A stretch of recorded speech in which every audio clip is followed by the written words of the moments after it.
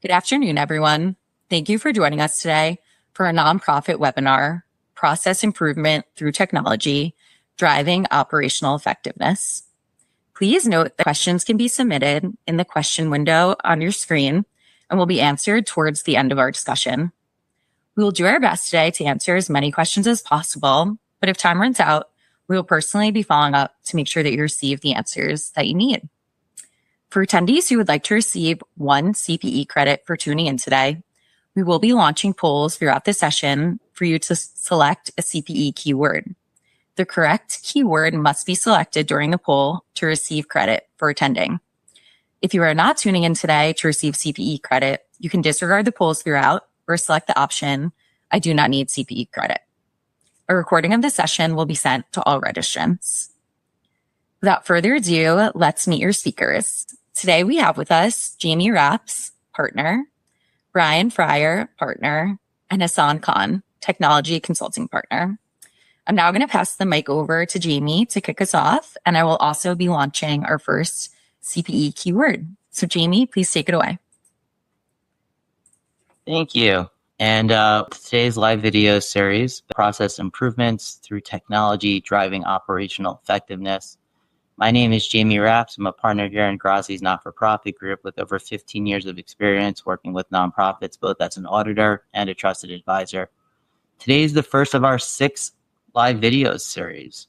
And today it's about the important role that technology is playing in the not-for-profit sector. Because of its importance, we've actually moved this into a 2-part session this year. The first is today's about the use of technology to drive operational effectiveness in nonprofit organizations, and the second will be on April 28th with the focus on AI in finance and how it's actually being utilized today. Over the last few years, I've really enjoyed having conversations with our clients about technology, how both we at Grassi are using it, how we see our clients pivoting to incorporate these new technologies. With me today are my partners, Hassan Khan and Brian Fryer. So to kick this off, I'm going to pass it over to Hassan to introduce himself. Then we'll go to Brian. Thank you, Jamie, and good afternoon. And for some of you, good morning. I really appreciate you joining us today. As Jamie mentioned, this is going to be one of a few webinars throughout the course of the year. So hopefully, this is it's time well spent for you, and thank you. I've been, I guess, for lack of a better term, I've been a technologist the last 25 years and have a concerted effort in focusing and serving and assisting nonprofits pretty much throughout the duration of my career, but more specifically in the last so years, both with their digital transformation initiatives. How do we utilize technology better as a foundation to serve our mission, all the while thinking through any associated risks, governance, and compliance concerns as they move upstream with technology, and look forward to being a conduit to each and every one of you as we proceed throughout the course of the year. Brian? Thanks, Hassan.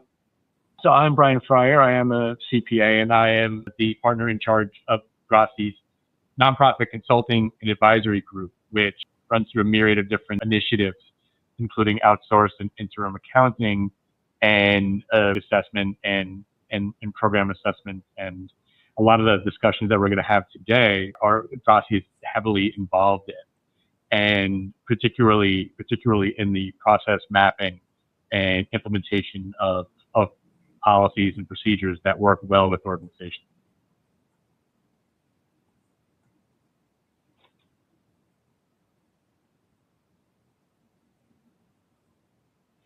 So we'll go straight into it, and we're going to talk about the nonprofit operating environment a little bit. And I think anybody who's on this call has a really good idea of what the nonprofit environment is right now. And really, there's a lot of pressure, and I'm going to speak in the fiscal team primarily when talking about this. But as we work with dozens of different clients in the consulting and advisory space, we see that the main thing that everybody has in common is that they're doing more with less. And when we say less, it's less of a lot of different things. It's less pay for your staff. It's less resources from the government or whoever your donors are. So right now, there's budgets that are shrinking. We see that within the federal space right now. And not even are things shrinking, but they're also being delayed at the same time. And so while you may have a contract that is increased or holding pat, holding still is not a good thing when it comes to for a nonprofit, because you still have to account for growth within salaries and your people. And right now, that is causing a bit of stagnation amongst the fiscal department. There's a lot of strain in that department as well, because the compliance requirements to get those funds and also to complete audits is getting harder and harder. There's always every now and then a new accounting pronouncement that, while auditors are a great help, it's still incumbent on leadership in the finance group to understand what that is and implement that.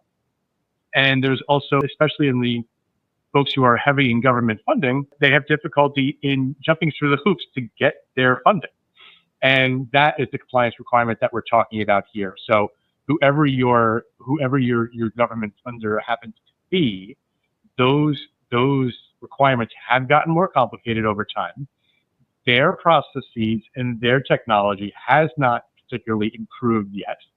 And we are working in a very inefficient time when it comes to that. And what that leads to is burnout. A great example would be one of our clients is funded through 40 different contracts. And we'll just put that as a round number. If you are in a finance staff of an organization that has 40 different funding streams, your mental agility is always on the line. And that's going to cause burnout.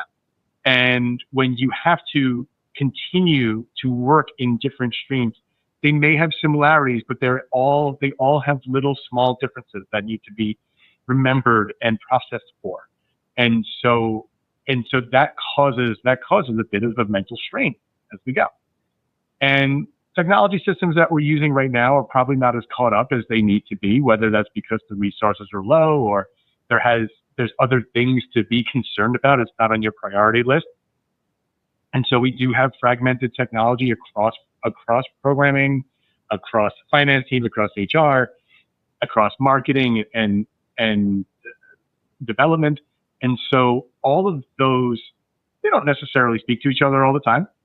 And there might be a process that is kind of spackling things together, a lot of duct tape, but that is also contributing to that burnout, because those are the types of things that most people, when it's data heavy and it doesn't have to be, causes said burnout.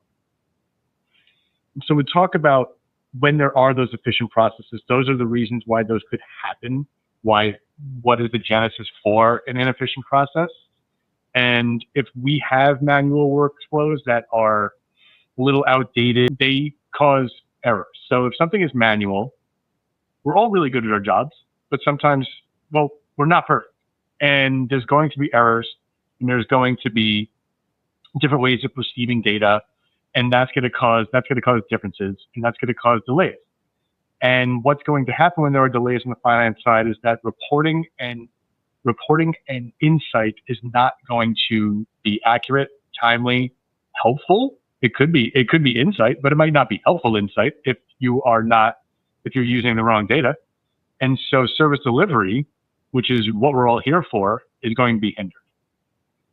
When there's bottlenecks on reporting, and I think we're all used to that in some way, that's also going to provide some sort of slow delivery, slow decision making. So bottlenecks, if it's June 30th, and you have a June 30th event, for example, and it's September 1 and June 30th numbers are still not finished or closed because of other processes that are taking too long. Well, I'm 2 months into a new fiscal year, and I don't have an idea of how my last fiscal year ended. That is going to create major in how you make decisions. When things are siloed, that means that there's one group of people who are working in a self-contained space versus another group of people who are working in a self-contained space, and there's no commingling and there's no trading of or sharing of information. And while I, as a fiscal expert, might not be an expert in development, I do need to know what is going on from a development landscape, who's giving, how much is being given, how much is being pledged, what are those pledges for, are they restricted or unrestricted? That type of information is collected by the fundraising development team. I can't just let them speak on their own and have to reconcile it later. It needs to be a continuous process. And we talked about burnout already. When these things are always so difficult to do, then it becomes a major issue. And it becomes a major purpose for burnout. So Brian, Hassan, do you want to chime in? Yeah, it's coincidental. 30 minutes ago, Brian, I was conversing with one of our clients, and they knew that we'll be presenting on this topic, and they said the biggest cost of inefficiency and the processes thereof is their staff not being able to focus on what's mission critical, and they're just burdened by all this administrative tasks that they just keep doing repetitively over and over again, and technology has just not been within their purview. So and this is a CFO, and this is definitely top of mind for him. And we were just, thinking through next steps, that where does the technology spend come in? So thank you for sharing this whole idea of freeing up staff so that they can truly focus on the mission is ever so important.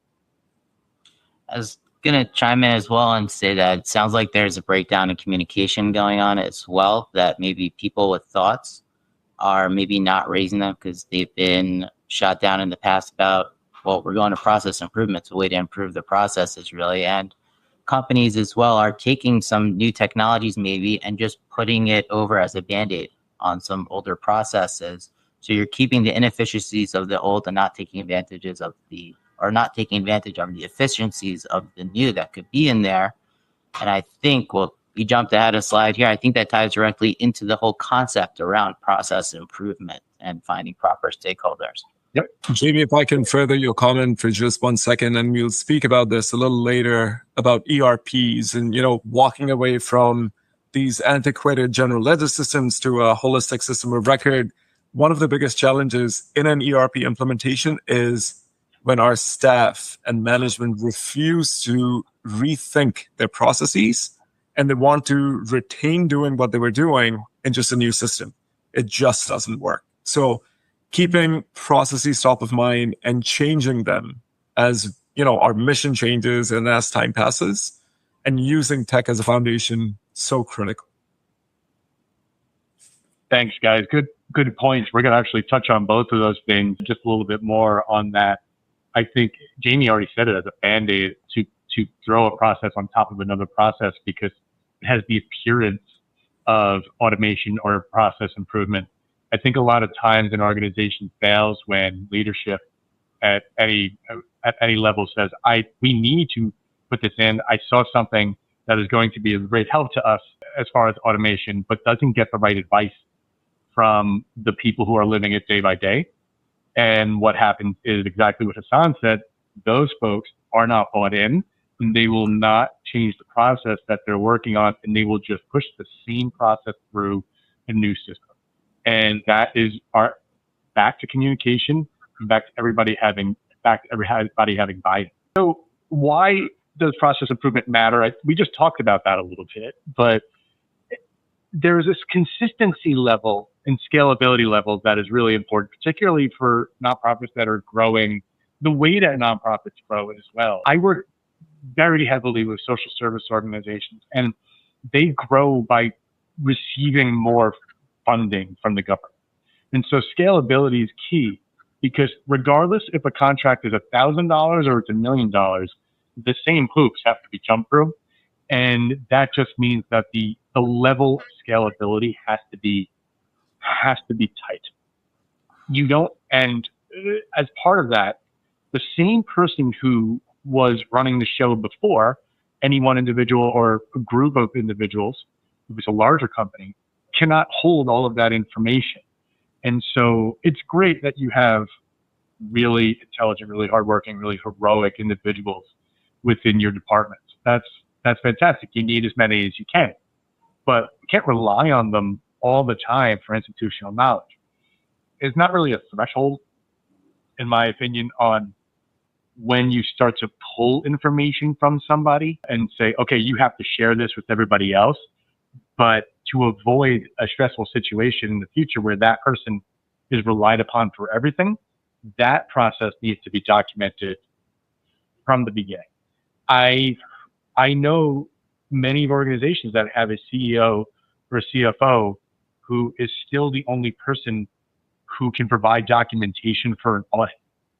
And that is a really scary moment because you have a full fiscal department that cannot provide the resources or the records for an audit. They have to go to the CEO, and that CEO is typically busy with other things that are not finance. This is just one part of their job to be the leader. And so that needs to change throughout process building, and that does improve resilience. It says improving resilience here. That just creates a more nimble organization. And then when we improve these processes, then you can adopt tech. It's not the other way around. I'm not going to introduce a new system to an organization because I think they need more tech. That's not a real answer. A real answer is, okay, we have a process that's really sound for us, but now we need to complement that with technology, with an ERP, with a new accounting system, with a new development system that can make the best practices that we put together work and work quickly. And so it has to work that the people involved are driving that car. And it's going to support mission-focused work. The less work you're doing in finance, the less work you're doing in fundraising admin, the more you're going to do the things that you like to do. Brian, if I can just second your commentary, I think this one point that you just addressed is so critical that any organization should truly figure out what their functional needs are.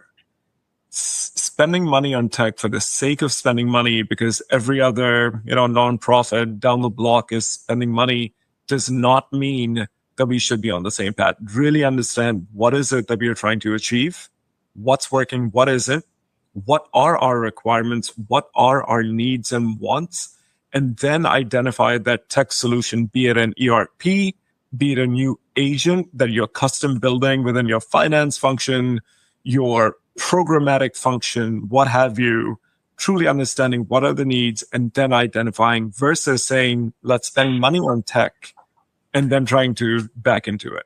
So thank you for sharing. What I like about this is you're both approaching it from your different roles and perspectives and how you advise our clients and when you receive questions. Brian, you're on the inside, right? So the first right. time you see it, you're looking at the processes from an outside point of view and seeing, okay, there's 3 people doing the same job, right? At the time you're done with this, you have, here's the processes, here's the overlap, and here's how we're going to be able to fix for some of these things and actually enhance what we're doing through our current tech stack, as well as potentially introducing new pieces. Whereas Hassan, I think a lot of time when you're brought in, it's, we already know we've outgrown our current tech stack. How do we make sure that our next tech stack will be able to grow with us for the next 10 years? And what does that look like in 10 years from now? And how do we start putting in place the processes today so that way we'll be ready for the next 10 years worth of growth, right? It's two pieces, two sides of the same coin, really. And I think you both work really well on that. But as I hear you both talking about this, I see and I hear both the perspectives that you bring to the table on this. The people are going to be the key component of all of this. And the wants and needs, the identification of the challenges that are out there. That's the first part of this process. So as an example, I'm not going to read through this slide, but as here's a good example of a challenge that a client may have, particularly just a program versus fiscal discussion. The program is having a challenge in getting credit card receipts and information over to the fiscal team. And it was incumbent on the fiscal team, and no fault of anybody, it just kind of ended up this way, that the fiscal team would be coding expenses on behalf of the program team.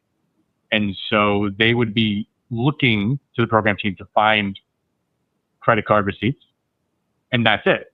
And so those might be late in the process because there was no written down policy on when credit card receipts should be done and provided to fiscal. And then fiscal might not be 100% sure on where to code things, but they're going to take their best guess. And they may ask the question, and then program might come back and say, I don't know what the chart of accounts looks like. And it kind of goes back and forth, and then all of a sudden it's 3 months and it hasn't been booked into the books at all. And so the challenge here is we have two different parties.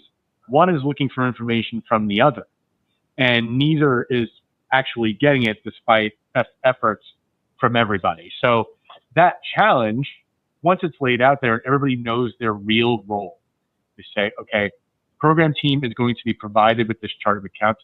That chart of accounts is then going to be used to provide coding on a credit card and given over to the fiscal team who will enter it into the system. That is a nice, clean process that if everybody follows, then then fiscal will have less chasing to do. And the other challenge is making sure that those credit card receipts are actually getting there. And so if you put the process in place without the technology, then you feel more comfortable putting something like Ramp or Divvy or any other credit card AP processing system in place. And when that system is in place, you already have the process to take with it and pull it in and say, okay, it's going to work through this system. The chart of accounts will be uploaded. The departments will be uploaded. The same people who have cards will have cards now. Their budgets will be uploaded into the system. So everybody understands where they stand. There's no questions. Can I buy this? Can I buy that? You'll know when you go into Ramp. And so that can't happen unless there's a real mapped out process beforehand. This is the second and I believe the final CPE keyword. So I'll give you guys a little bit of time to use the keyword. Artificial intelligence. I think there's going to be a total of 4 actually as we go through. Oh, really? I thought there was only 2. Oh, my apologies. It's okay. I'm sorry. I'm actually going guys. to. You did have CPE. My apologies. I'm going to push it just for about like 20 more seconds, just so we can get some more responses in case anyone's tuning in for it. While people are, I guess, keying in their responses, why don't we talking about how you really, when you're looking at the processes, you come into a company, how do you, once you figure out, I guess, what can be improved on, how do you choose what to prioritize? Or you prioritize the issues that I like to take the things that require the most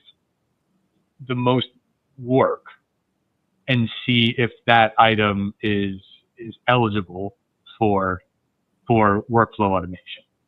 So if somebody is entering in AP or entering in cash manually still, that is a key right there. That there's a lot of systems now that are pulling that cash directly from the bank. And I know a lot of people already have that, but you'd be surprised at how many people don't.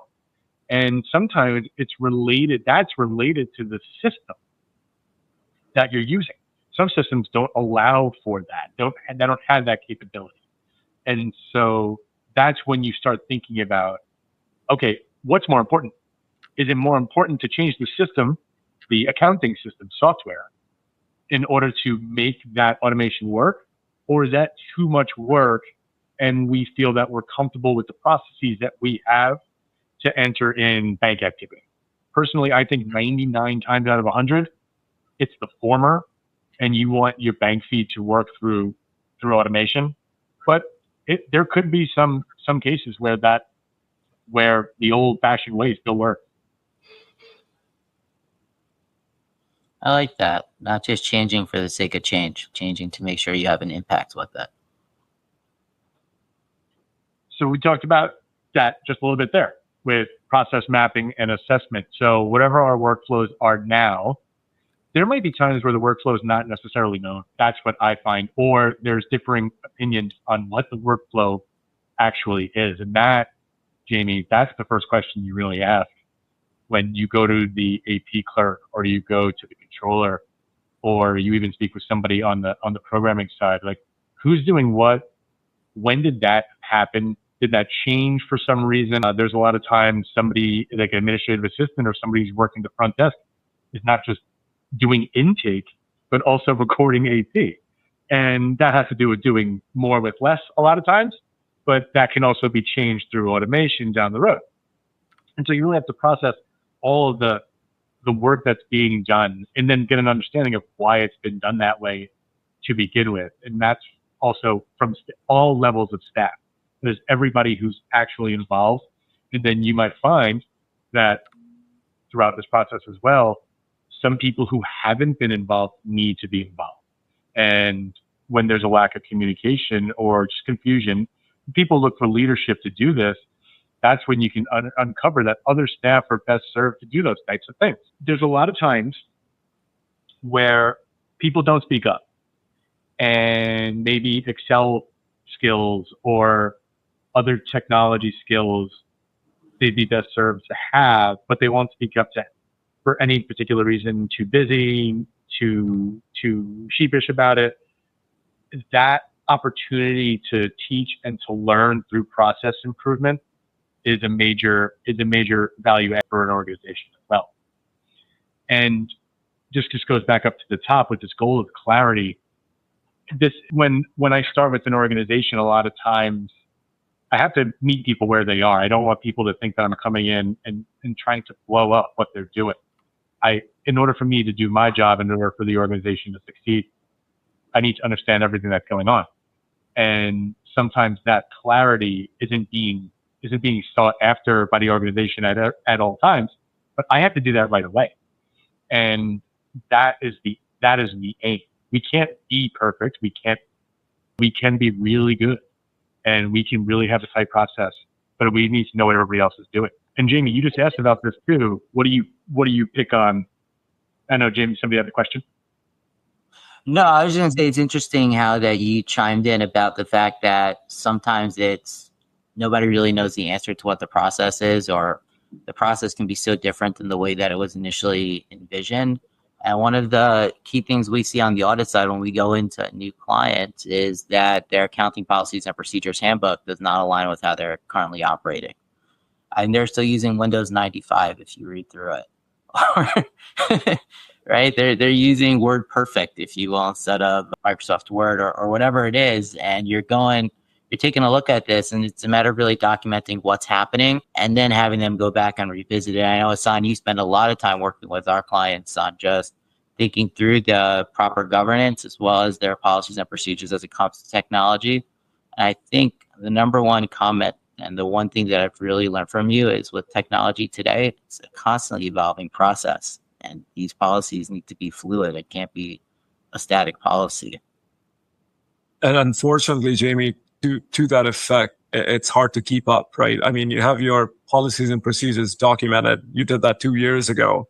If you're not ensuring that you're updating them or reviewing them on an annual basis, you're getting left behind, because it will not replicate or duplicate what you're doing on a day-to-day basis.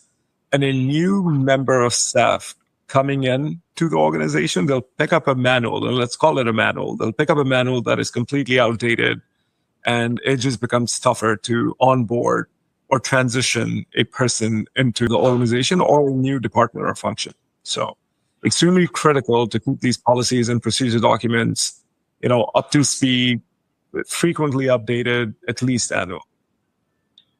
I guarantee that if you have a policy and procedure manual pre-March 2020, it's functionally useless at this point.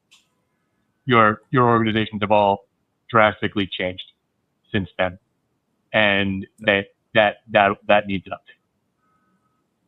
Chances are bylaws as well. But why don't we transition now to Hassan talking about technology as an enabler?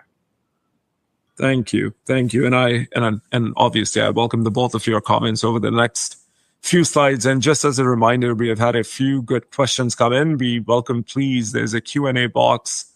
Don't hesitate for the ones that have not asked or, even have a comment that would be beneficial to the rest of the attendees. Please just type it in and we would be happy to address it. Technology as an enabler throughout your organization, focused on your mission. And to me, this one slide really resonates with me. How do we transform? And it's all about data. How do we transform, standardize, warehouse, visualize your data so that we get better insights? Critical. How do we take raw data and make it actionable insights? There's 3 ways that we can do that. And really it's, where does data reside? How do we use it? And how do we, I'll call it manipulate, but how do we really use that information that's historical, that you have archived for the last 20 years, but you're not using it for your future initiatives and you're not using it for budgeting or planning? Extremely critical that we start focusing in on that. 3 different ways. So let's try and get away from disparate systems. Let's try and move to as few best-in-class systems as we possibly can. Of course, cloud-based so that, we are no longer in the business of maintaining and keeping servers, antiquated servers up and running that are holding on to your data, but rather you've given it to a Microsoft or an Amazon or a Google to hold on and retain your data because that's what they do and they're really good at that. So get away from disparate systems to a good cloud-based ERP. Then we transition into, we have your ERP, you may have a CRM, you may be using a different payroll system. How do we aggregate information from all 3 or 4 or 5 systems that you're running into, let's call it one data warehouse or one data layer? And then we use that data warehouse and we layer on, the acronym that all of us are so familiar with the last 3.5 years, AI, that we layer on AI on top of our data so that we can start asking questions with all the great information that we've had over the course of our tenure. Hassan, let's go back one slide quickly here. Sure. I think the keyword here says private AI. Just want to make sure we're all on the same page here, that if you're not paying for AI, when you go on ChatGPT, Gemini, what Copilot, whatever you're using, if it is free to you, they control that data. So you want to be very careful about what you are uploading to that, what you're sharing with them, because that's how they train their models. If you're paying for your license at that point, you're retaining the data. And that's really where you get to play with it and find those insights without having to anonymize it and randomize it first. And thank you, Jamie. It's ever so critical. And you summarize it really, really well. If you're using any free product, you essentially are the product. So they're taking your information, they're holding on to it, they're training themselves on it, and they'll try and redact, your organization's name. They'll try and redact, personnel name, but it's a free tool. So please do pay. I mean, for $20 a month per user, the power is just incredible. That you're training. Let's use Claude, use Copilot. You're paying that $20 per user per month, and you're able to train your organizational data to ask better insights. Forget that data warehouse layer that we spoke about. Yes, that's the right way to do it. But if you're going to bypass that, let's please get in the habit of using private AI. And yes, it's a bit of a cost, but extremely ever so critical. Moving on, an ERP, an enterprise resource planning tool. Really, I think this wheel does a good job. It kind of showcases all the different modules that you would be using. And the ERP really just, the intent is that it becomes your holistic system of record. Let's minimize the tech stack that we have in place and let's put our data in one place if at all possible. And ERP does a really good job of it. I think the first bullet point truly is a theme of this. Focus on your people. When you're thinking about your processes, as well as when you're thinking about any piece of technology, who are our people? Who are the users? What do they want? If you start with that premise, you'll end up making the right ERP decision as you move along the selection process. This is what we need. These are the modules. And by modules, I mean general ledger, AP, AR, procurement, inventory. If you have inventory, you're a healthcare institution, you have some inventory, hospital beds, so on and so forth, payroll, CRM. So focus on who the users are first before you make any selection. Have a stakeholder in place that's going to be the champion and really push along the agenda of this selection. And when you get into the implementation of that ERP, that stakeholder, that champion, that project manager is going to be ever so critical, because this is a fairly exhaustive task, anywhere from 6 to 9 months, given your size and stature.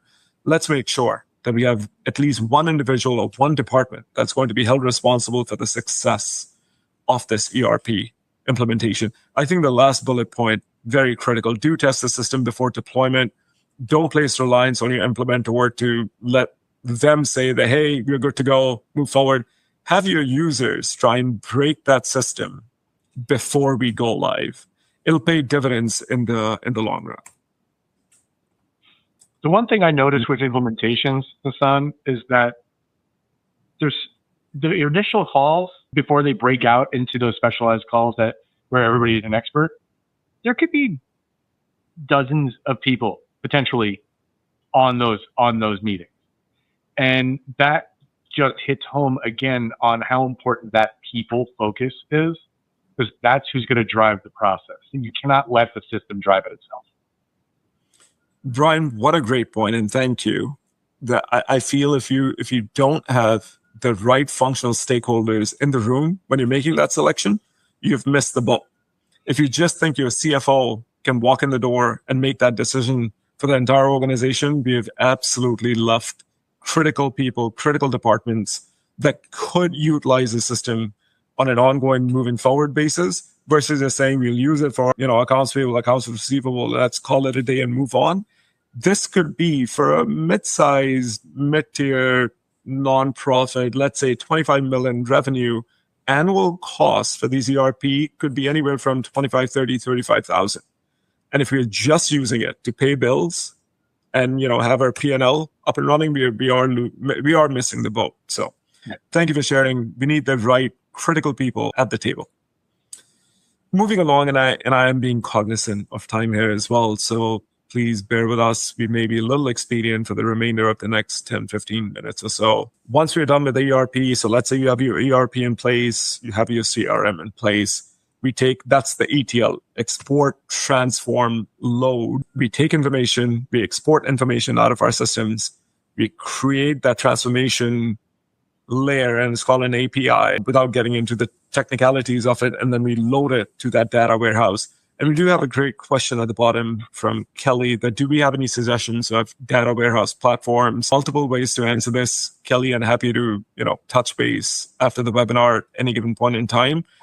You could use the AWS, Amazon Web Services has a warehouse you can subscribe to. So does Microsoft, so does Google, or you could create your own. There's benefits to both. Creating your own, you're truly maintaining it, controlling it, sustaining it, versus you're giving the power to a third party. I think the decision is yours, but happy to chat about that further. Once you have your ERP in place, you have your data warehouse in place. Before we get into the AI portion of it, how do we use that data? Could we start running analytics on it? There's multiple tools. Some are listed there, ACL, Tableau. There's a ton of free tools that you can use as well. And really the power of the analytics that you could run would be what happened, why it happened, and could be, how do we predict the future with it? So I don't know, there's a fraud that happened within the organization. You can run your analytics and found out that somebody posted a journal entry at, midnight on a Saturday night. They never should have done that.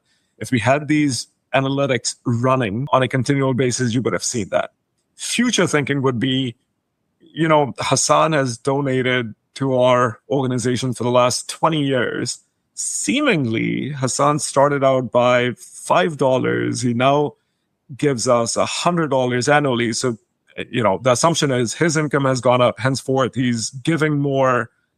What's the next 5 years for Hassan's giving? So you run analytics, predict your donor database as an example as to what is our giving over the next 5, 10, 15-year horizon. Extremely powerful.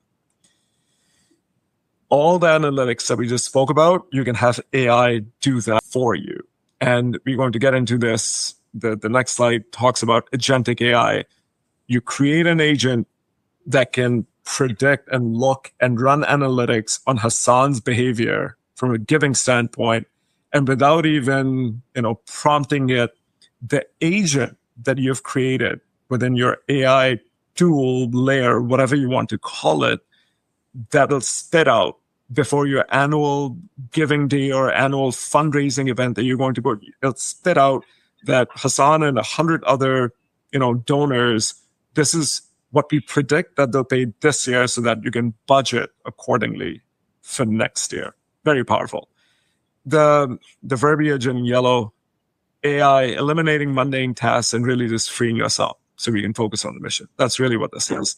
Multiple different examples, and we're going to get into some of the use cases. But to me, a very simple use case, and this is as of 2 years ago. So this is how powerful this is. So 2 years ago, a client of ours had an agent that was sitting within, it's a co-pilot agent. It was sitting within their inbox. And I'm giving an example that Grassi would send them an invoice. They would see the invoice. It was less than $1,000.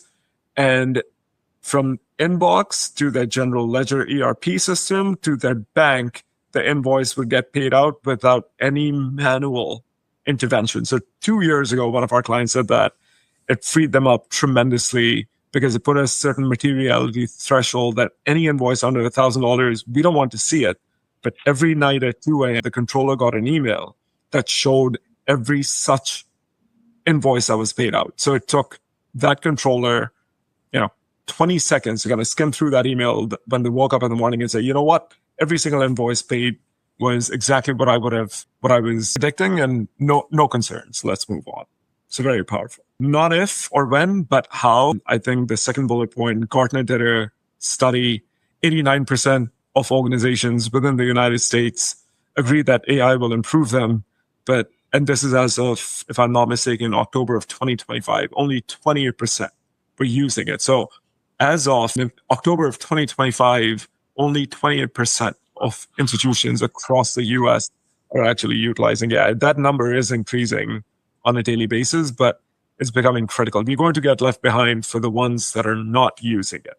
And I think going back to that very, initial commentary on even that $20 per user per month tool is an extremely powerful tool that we can use to do research, plan, budget, create agents. You can create agents. You can play around and say, to me, I need to have a weekly touch point with Brian.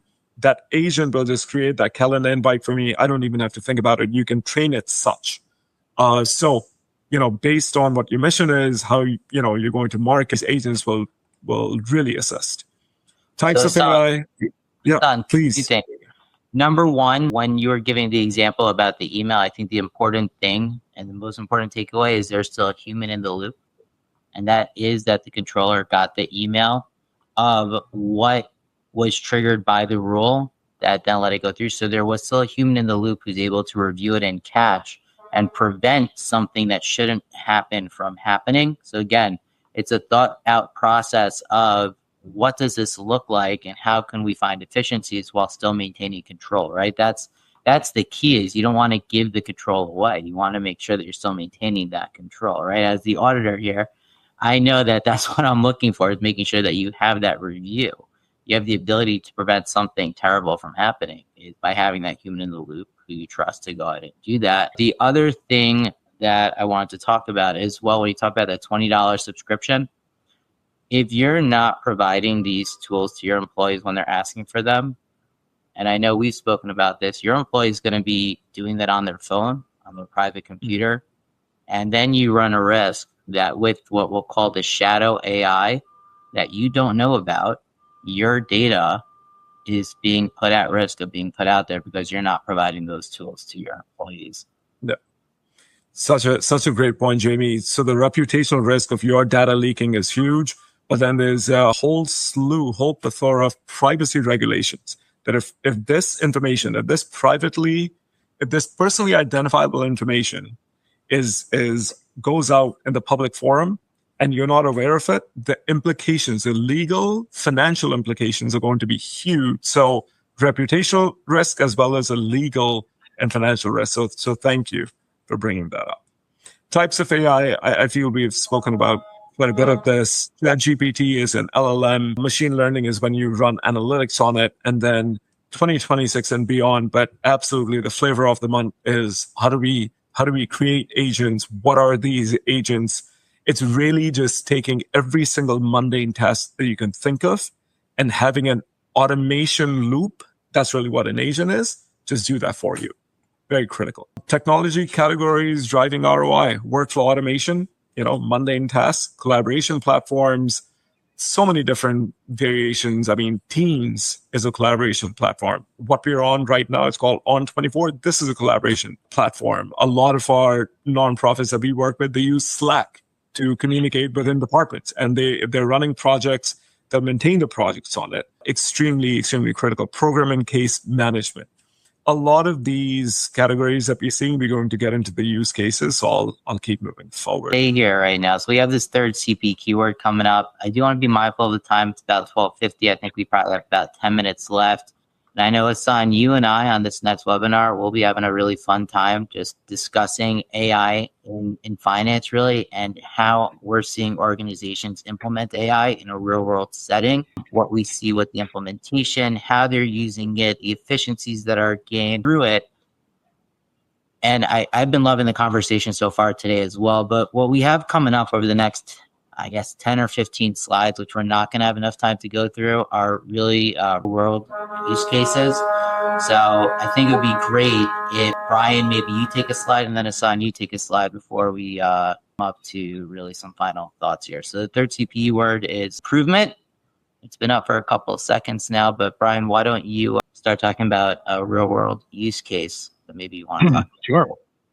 Very, very simply, I urge everybody, no matter what level they're at, to identify 3 choke points in their day and determine what process can be improved there so that technology can enable it later. I would assure you, I'm sure Hassan would say the same thing, most challenges that fiscal office has regarding data can probably be improved.